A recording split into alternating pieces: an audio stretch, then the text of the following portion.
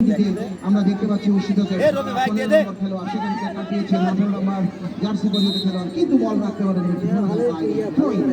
দর্শক মণ্ডলী, যে কথাটি বলতে যাচ্ছিলাম যে এই মুহূর্তে একটি অভূতপূর্ব দৃশ্য তৈরি হয়েছে, যা কিনা উদ্দারমোড় যুব সমাজ কর্তৃক আয়োজিত হয়েছে। আমরা দেখতে পাচ্ছি চুলওয়ালা খেলোয়াড় একটার পর একটা বিপদকে রক্ষা করবার চেষ্টা করছেন। এখান থেকে রেখেছেন 15 নম্বর জার্সি পরিহিত খেলোয়াড়, সেখান থেকে মেরেছিলেন, কিন্তু না, সম্ভবত কর্নার হতে পারে।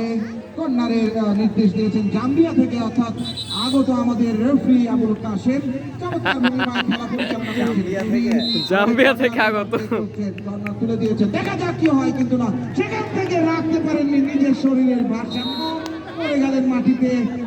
সম্ভবত মাহফুজ নামের খেলোয়াড়টি আমরা দেখতে পাচ্ছি। এরপরে গেমসটা না, সেখান থেকে গোল আমি যদি বলছিলাম দর্শক মন্ডলী, ফুটবল গোলের খেলা এখন পর্যন্ত আমরা গোলের সেই কাঙ্ক্ষিত গোলের দেখা পাই নাই। দেখা যাক কি হয় পরবর্তীতে।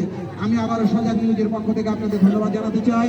ইতিমধ্যে আমাদের নাটোরের অনেক সাংবাদিক বন্ধুরা উপস্থিত হয়েছেন, প্রিন্ট এবং ইলেকট্রনিক্স মিডিয়া, তাদেরকে অভিনন্দন এবং প্রীতি শ্রদ্ধা জানাচ্ছি, শুভেচ্ছা জানাচ্ছি উদ্দারমোড় যুব সমাজের পক্ষ থেকে। বিশেষ করে আজকের অনুষ্ঠানের সভাপতি জনাব রাকিবুল হাসান রাকিব এবং তার সাথে সহযোগিতা জানাচ্ছেন এলাকার সকল স্তরের যুব সমাজের সদস্য যারা রয়েছেন, তাদেরকে আজকের এই আয়োজনকে সফল করার চেষ্টা ছিল, কিন্তু না, আমাদের আজকের এই খেলা এই